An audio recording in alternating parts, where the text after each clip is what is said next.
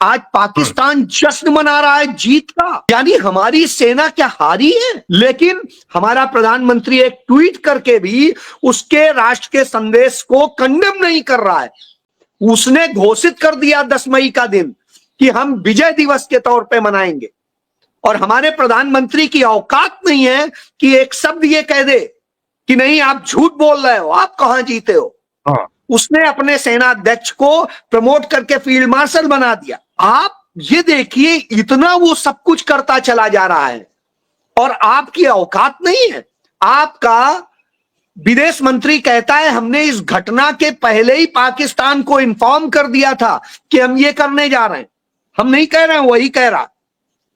अब आप बताइए, आप यदि कह दिए तो हमारे सैनिकों की मौत के कारण आप हैं, हमारे नागरिकों की मौत का कारण आप हैं, और हमारे तमाम विमान और जो भी चीजें मारी गई और जो भी कुछ हुआ है उन सब के भी नुकसान के कारण आप हैं, क्योंकि आपने पहले बता दिया। तो जवाब तो देंगे नहीं, और सीज फायर क्यों हुआ या जवाब दें या न दें, उनका जवाब अब जवाब नहीं बल्कि कबूलनामा होगा, क्योंकि स्थिति वहां तक आ गई है कि लोगों ने इस जवाब को पा लिया है। अब आपसे सिर्फ कबूल करवाना चाहते हैं लोग, और इस बात को प्रधानमंत्री समझ रहे हैं, सरकार समझ रही है कि जवाब लोगों को मिल गया है और हमें अब कबूलनामा देना है कि हाँ ये जवाब सही है। तो पाकिस्तान अगर जश्न मना रहा है, हमने दिया था, आज क्या स्थिति है? हम चाइना को 5000 किलोमीटर अपनी जमीन भी दे देते हैं, हमारे 21 सैनिकों को वो मार डालता है, हमारे प्रधानमंत्री के मुंह से चाइना का चा नहीं निकलता है। यही जे यानी जो विदेश मंत्री है जोकर जयशंकर, वो कहता क्या है, चाइना बड़ी इकोनॉमी है, हम क्या। अब आप देखिए, हमारे वो सैनिकों को मार डाल रहा है और हम कह रहे हैं वो बिगर इकोनॉमी है इसलिए हम कुछ नहीं करेंगे। लेकिन मैं इतना जरूर कहूंगा कि आज लगता है कि देश का प्रधानमंत्री नरेंद्र मोदी नहीं है, देश का प्रधानमंत्री राहुल गांधी है। क्योंकि जो काम प्रधानमंत्री को करना चाहिए था, जो प्रधानमंत्री को जाना चाहिए था, उन सारी जगह जहां विक्टिम थे, जहां गोलियां चली, जहां हमारे लोग शहीद हुए, हमारे सैनिक शहीद हुए, उनके परिवारों से उनसे मिलना चाहिए था, वह काम प्रधानमंत्री ने नहीं किया। वह काम कौन कर रहा है जाके? राहुल गांधी। तो भाई राहुल गांधी प्रधानमंत्री हैं या नरेंद्र मोदी? नरेंद्र मोदी को हमारे सैनिकों का मनोबल बढ़ाने के लिए जाना चाहिए था। आप याद करिए 1971 की लड़ाई, श्रीमती इंदिरा गांधी, हमारा मौजूदा प्रधानमंत्री इतना कायर है कि वो वहां जाने की बजाय कहां जाता है? जालंधर से, सिटी से 15 किलोमीटर की दूरी पे आदमपुर जो स्टेशन है, एयरबेस है, वहां जाता है। अब आप सोचिए, उसको चाहिए था वो जाता सीमा पे उस जगह खड़ा होता और खड़े होके वहां से यही बात जो उसने कही, सिंदूर वाली बात बीकानेर से, वो वहां से कहता तो शायद प्रभावी होती। लगता कि हाँ सिंदूर सचमुच वो ये कर रहा है। हालांकि रासायनिक तौर पे ये कभी संभव नहीं है। मैंने इसको लेके ट्वीट भी किया और मैंने कहा नरेंद्र मोदी को इलाज की जरूरत है, तत्काल वो इलाज करवाइए।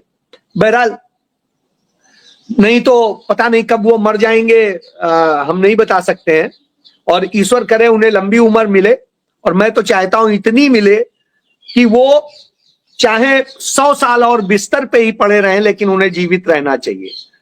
तो मैं तो ईश्वर से यही प्रार्थना करता हूं। बहरहाल मैं दूसरी चीज ये कह रहा हूं कि प्रधानमंत्री को घटना 22 तारीख को होती है, उसके पहले आप देखिए 15 तारीख को इंटेलिजेंस यह इनपुट दे देता है, रॉ यह इनपुट दे देता है कि कश्मीर में कुछ बड़ा करने की साजिश रची जा रही। यह बात भारतीय जनता पार्टी आरएसएस का जो मुखपत्र है, ऑर्गेनाइजर, वो ट्वीट भी करता है। अब आप सोचिए कि कुछ जम्मू कश्मीर में बड़ा होने जा रहा। 19 तारीख को प्रधानमंत्री का कार्यक्रम था। वैसे तो शौचालयों को भी वो हरी झंडी दिखाते हैं, जाके उसके भी फीते काटते हैं। वहां वंदे भारत की ट्रेन का उद्घाटन रुक गया, नाना साहब नहीं जाएंगे, डर लग गया। अब उसके बाद में 22 तारीख को यह घटना हो जाती है। मैं इस जगह एक चीज बताऊंगा, आप याद करिए 2013, इतना फट्टू कि वो भाग खड़ा होता है, ना ना हम नहीं जाएंगे। अरे भैया, तुम्हें तो दूर करना था, जहां घटना हुई है उससे बहुत दूर तुम्हें करना था, करीब करीब 100 किलोमीटर दूर करना था। तो अब आप सोचिए, जब इतना डरपोक और कायर प्रधानमंत्री हो तो आप क्या उम्मीद करेंगे। बहरहाल घटना हो जाती है 22 तारीख को। जब घटना होती है इमीडिएट आप चेक करा लीजिएगा, प्रधानमंत्री को उसकी सूचना 5 मिनट के भीतर पीएमओ से वहां दे दी जाती है। लेकिन प्रधानमंत्री इस घटना की सूचना के बाद रात तक वहां के तमाम नाच गाने और अपने प्रदर्शन और अपना पूरा जैसा वो कराता है उन सब में मस्त रहा, गाने गवाता रहा और सब कुछ करता रहा, नाचता रहा। यह सब हुआ जब हमारे 28 लोग मौत के मुंह में चले गए। उसके बाद आप देखिए, उसके बाद हालात ये हैं उसके कि उसे अगले दिन सही में आना था। कोई ये नहीं है कि उसे कोई अगले दिन नहीं आना था। जो प्रोग्राम था वो एक ही दिन का था, अगले दिन उन्हें वहां से विदा होना था। साहब, क्या मीडिया में छपवाया गया, प्रधानमंत्री अपनी यात्रा बीच में ही रोक के आ रहे हैं और ये करके आ रहे हैं। काहे की बीच में रोक के आ रहे हैं भाई? आपको तो सुबह सुबह आना ही था वहां से। तो और वहां से भारत में नई दिल्ली तक का जो रास्ता है एयर से, वो सिर्फ और सिर्फ 48 मिनट का था। 48 मिनट। अब आप सोचिए, क्योंकि नरेंद्र मोदी के पास जो वाहन है, यानी वो विमान है 8,500 करोड़ रुपए का जो स्पेशली खरीदा गया है, वो वही है जो इतनी स्पीड से और सारी चीजें कर लेता है। ये समर्पित है। लेकिन इस कायर प्रधानमंत्री ने उसको दुनिया में कलंकित कर दिया है। आज पाकिस्तान जश्न मना रहा है जीत का, यानी हमारी सेना क्या हारी है? लेकिन हमारा प्रधानमंत्री एक ट्वीट करके भी उसके राष्ट्र के संदेश को कंडेम नहीं कर रहा है। उसने घोषित कर दिया 10 मई का दिन कि हम विजय दिवस के तौर पे मनाएंगे। और हमारे प्रधानमंत्री की औकात नहीं है कि एक शब्द ये कह दे कि नहीं, आप झूठ बोल रहे हो, आप कहां जीते हो। हाँ। उसने अपने सेना अध्यक्ष को प्रमोट करके फील्ड मार्शल बना दिया। आप ये देखिए, इतना वो सब कुछ करता चला जा रहा है और आपकी औकात नहीं है। आपका विदेश मंत्री कहता है हमने इस घटना के पहले ही पाकिस्तान को इन्फॉर्म कर दिया था कि हम ये करने जा रहे हैं। हम नहीं कह रहे हैं, वही कह रहा। अब आप बताइए, आप यदि कह दिए तो हमारे सैनिकों की मौत के कारण आप हैं, हमारे नागरिकों की मौत का कारण आप हैं, और हमारे तमाम विमान और जो भी चीजें मारी गई और जो भी कुछ हुआ है उन सब के भी नुकसान के कारण आप हैं, क्योंकि आपने पहले बता दिया। सामान्य नियम जो है, जो हमारा समझौता है, जो चंद्रशेखर करके गए थे, जो हमारे प्रधानमंत्री थे, उस समझौते के मुताबिक हम घटना के बाद बताएंगे, पहले नहीं। ये हमारे, कल मैंने देखा एक अयोध्या का लड़का था, तिवारी लेफ्टिनेंट, बेचारा शहीद हो गया सिक्किम के पास में। कोई है, कोई उस पे एक नरेंद्र मोदी ने ट्वीट करके भी श्रद्धांजलि दी हो? इतना बेशर्म और कायर प्रधानमंत्री भारत के इतिहास में न कभी हुआ है और दुनिया के इतिहास में नहीं हुआ है। ऐसा कायर प्रधानमंत्री भी हमें देखने को मिलेगा। यह हमारे लिए शर्मनाक बात है। जी, सवाल ये भी उठता है कि आखिर ये सारी चीजें जो एक के बाद एक तमाम बयानबाजियां हो रही हैं देश विदेश से, उन देश में जो सवाल पूछे जा रहे हैं और विदेशों से तमाम जो बयानबाजियां आ रही हैं, चाहे वो पाकिस्तान की हो या फिर अमेरिकी राष्ट्रपति ट्रंप की, भारत की तरफ से उसका माकूल जवाब क्यों नहीं दिया जा रहा है? एक तरफ पाकिस्तान जश्न मनाने की बात करता है, जश्न मनाता है, और दूसरी तरफ हमारा विदेश मंत्री एक सवाल के जवाब में हकलाने लग जाता है, फंबल करने लग जाता है, और उसको अपने लिए टाइम मांगना पड़ता है कि हाँ हम बता रहे हैं, एक्सप्लेन कर रहे हैं। क्या परिस्थिति है ये कैसे जो है ये परिस्थिति कहां से आ गई, कैसे बन गई? ये सारे सवाल तो आज की तारीख में बड़े हैं ही। एक और चीज है, भारत में जिन सवालों को उठाया जाना चाहिए था, सबसे पहले पूछे जाने चाहिए थे, उन सवालों पर भारत की मीडिया तो मौन है। वो सवाल पूछेगी नहीं, या शायद पूछने की हिम्मत नहीं है उनके अंदर, वो पूछ नहीं सकते। ये वही सवाल है जो नरेंद्र मोदी जी गुजरात का मुख्यमंत्री रहते हुए 26/11 के हमले के बाद ताजमहल के सामने प्रेस कॉन्फ्रेंस, होटल ताज के सामने प्रेस कॉन्फ्रेंस करके पूछ रहे थे। वही सवाल है, ये वही सवाल है जो हम लगातार पूछते चले आ रहे हैं। ये वही सवाल है जो देश में एक बड़ा तबका सोशल मीडिया के माध्यम से लगातार सरकार और प्रधानमंत्री से पूछता चला आ रहा है, लेकिन वही एक बड़ा लंबा घोर घनघोर सन्नाटा दिखाई दे रहा है इन सारे सवालों पर। और यही सवाल जब विदेशी मीडिया पूछती है विदेश मंत्री जयशंकर से, तो वो हकलाने लगते हैं, बगले झांकने लग जाते हैं। अपने लिए उनको टाइम मांगना पड़ता है। एक ब्यूरोक्रेट जो जीवन भर उसमें रहा, उस सर्विस में, वो बोल नहीं पा रहा है, जवाब नहीं है उसके पास देने के लिए, वो जवाब क्या दे। और एक ऐसे कमजोर व्यक्ति को देश और दुनिया के सामने छोड़ दिया गया है, जिसको जो विदेशी मीडिया के सवालों का सामना कर रहा है। देश में तो भद पिट ही रही है, विदेश में भी जाकर के भद पिटवा रहे हैं। एक के बाद एक लगातार आपकी विदेश नीति ऐसी हो रही है जिस पर सवाल उठते चले जा रहे हैं। विदेश नीति पर सवाल उठ रहे थे, अब विदेश मंत्री के बोलने तक पर सवाल उठ रहे हैं।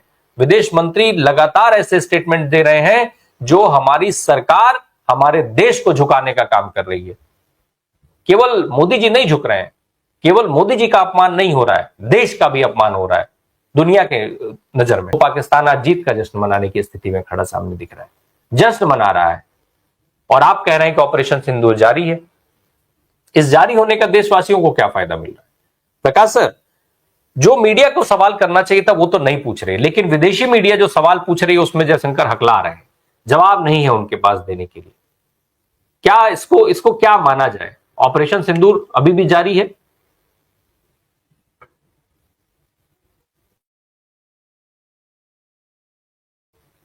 प्रकाश सर अनम्यूट करिएगा, आप म्यूट हैं। देखिए, अजय शुक्ला जी ने जो बोला है, बहुत गंभीर विषय के ऊपर उन्होंने हमारा ध्यान आकर्षण किया है। लेकिन मैं उनको ये बोलना चाहूंगा कि जो बोलते हैं कि उनको जवाब नहीं दे पाते हैं हमारे जुमलेबाज जयशंकर बोलो, जोकर जयशंकर बोलो। देखिए, ये क्या सिर्फ उसकी परिस्थिति है क्या? हमारे प्राइम मिनिस्टर जो है मोदी जी, वो कौन सा जवाब देते हैं, किस चीज का जवाब देते हैं? और उनको तो इसलिए जवाब नहीं देते हैं कि वो तो सिर्फ सवाल जिन्होंने खड़ा कर दिया उनको तो वो देशद्रोही करवा देती है उनकी टीम, और वो सब रखती है। वो खुद अगर जवाब नहीं देते, वो अगर खुद 10-12 साल हो गए कोई प्रेस कॉन्फ्रेंस नहीं लेते हैं, तो ये किस चीज का लक्षण है? ये वही लक्षण है ना, क्योंकि इनके पास में कोई सवालों के जवाब है ही नहीं। प्रेस कॉन्फ्रेंस लेना इसका मतलब क्या है? इसका मतलब यही है कि सामने जो लोग बैठे हुए हैं वो उसमें से एक भी आपको छोड़ेगा नहीं, और उसका जवाब उसको देना ही पड़ेगा उस समय पे। उस समय पे ये तो नहीं बोल सकता, जैसे कम से कम जयशंकर ने तो बोला कि भाई मुझे कुछ समझ दीजिए, लेकिन प्राइम मिनिस्टर थोड़ी बोल सकते।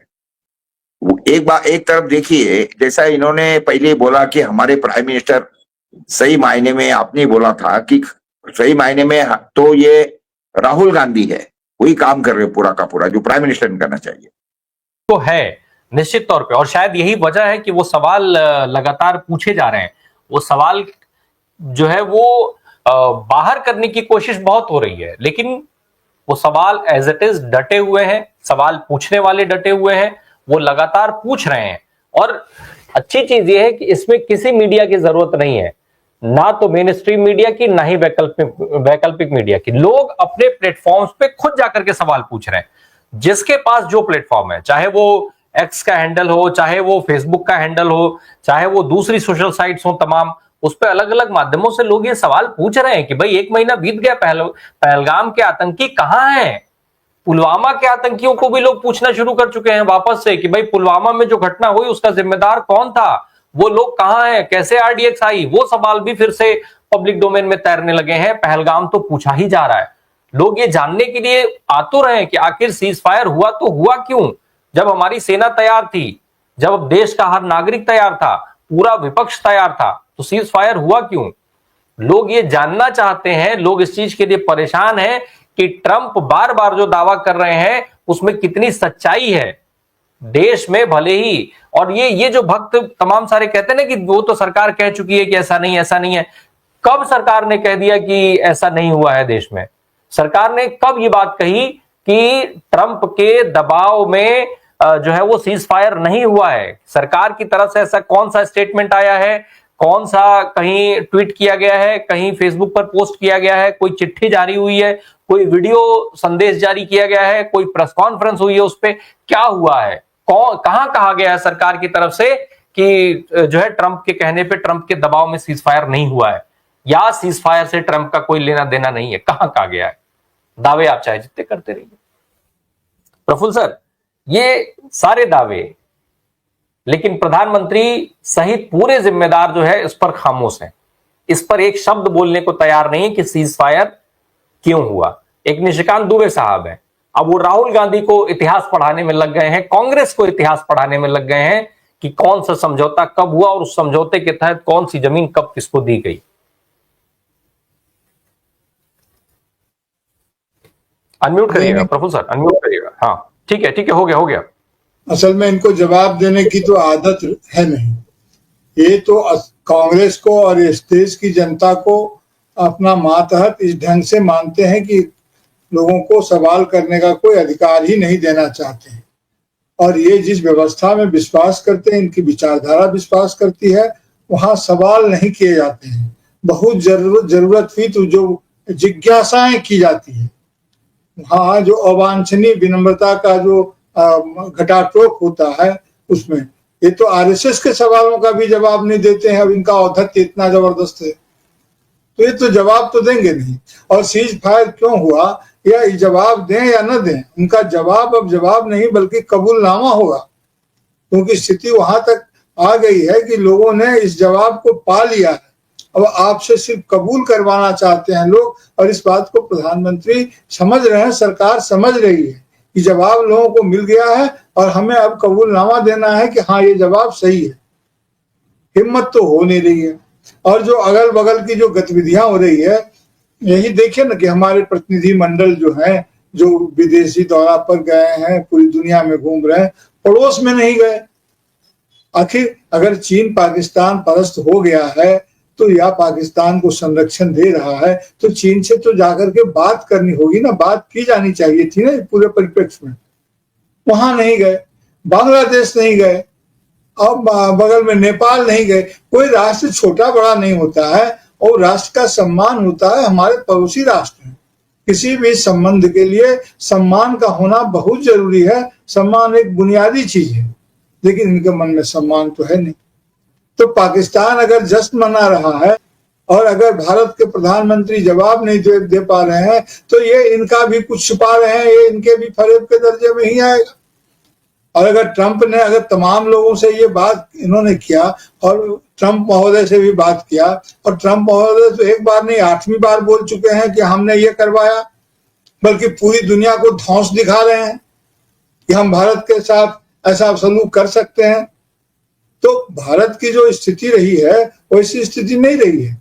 आपने एक साथ पाकिस्तान, ठीक है राष्ट्र के प्रति सम्मान है, लेकिन इतिहास जिस ढंग से पाकिस्तान में जो प्रशासन या शासन जिस ढंग से विकसित हुआ और भारत में जिस ढंग से विकसित हुआ, और दोनों को समतुल्य नहीं किया जा सकता है। सम्मान अपनी जगह है, लेकिन भारत ने तमाम दुख के बावजूद, तमाम गरीबी के बावजूद, तमाम कष्ट के बावजूद अपने लोकतंत्र को जिलाए रखा। इस पूरे एशिया में, इस खित्ते में भारत ही एक है जिसका लोकतंत्र अभी भी वाइब्रेंट है, इनकी तमाम ध्वस्तीकरण की प्रक्रियाओं के बावजूद, और ये इनको बर्दाश्त नहीं है। तो जवाब ये देंगे कि नहीं देंगे ये तो अलग बात है। असल में इनका मुंह नहीं खुलता है, और इसीलिए तो हमारे विदेश मंत्री हकला रहे थे। वे कहें तो कहें क्या, उनके पास कहने के लिए कुछ नहीं है। एक तरफ यहाँ पर आप प्रधानमंत्री कहते हैं कि हमने यह कर दिया, हमारे 11 साल के कार्यकाल में मोदी जी ने बहुत सारे विदेशी दौरे किए, दुनिया नाप रहे थे। उस दुनिया नापने का जो हासिल है वो तो इस महत्वपूर्ण घड़ी में हम सब देख चुके हैं, वो तो देश के सामने आ चुका है। सवाल ये उठता है कि जब मोदी जी खुद जाकर के किसी को कन्विंस आज तक नहीं कर पाए हैं, किसी भी देश को अपने साथ नहीं जोड़ पाए हैं, तो ये जिस डेलीगेशन का जिक्र अभी प्रफुल्ल जी कर रहे थे, वो डेलीगेशन क्या लेकर के आएगा भारतवासियों के लिए, क्या हासिल करेगा, वो क्या फायदा दिख रहा है आपको उस डेलीगेशन के जाने का? डेलीगेशन के लोग वहां जाकर के एंजॉय करेंगे, लोगों से मिलेंगे, फोटो सेशन कराएंगे और वो देके वापस आ जाएंगे, और क्या करेंगे। प्रधानमंत्री जब इतने देशों में करीब 100 कुछ देश टोटल घूमे हैं इस दौरान, और इतने देशों में घूम करके आज तक जाने, और सभी के सीधे गले पड़ जाते हैं, बस यही है। और हर एक से पूर्व जन्म का और न जाने कौन कौन जन्म जन्मांतर का और पुराने नाते भी जोड़ लेते हैं। इसके बाद जब भारत और पाकिस्तान के बीच यह तनाव की स्थिति पैदा हुई, युद्ध का उन्माद पैदा हुआ, उस वक्त एक भी देश भारत के साथ नहीं खड़ा था। यह हमारी विदेश नीति की सबसे बड़ी, हमारी कूटनीति की सबसे बड़ी असफलता थी। हम किसकी बात कर रहे हैं? हम तालिबान तालिबान चिल्लाते थे, अब तालिबान से मदद मांग रहे हैं।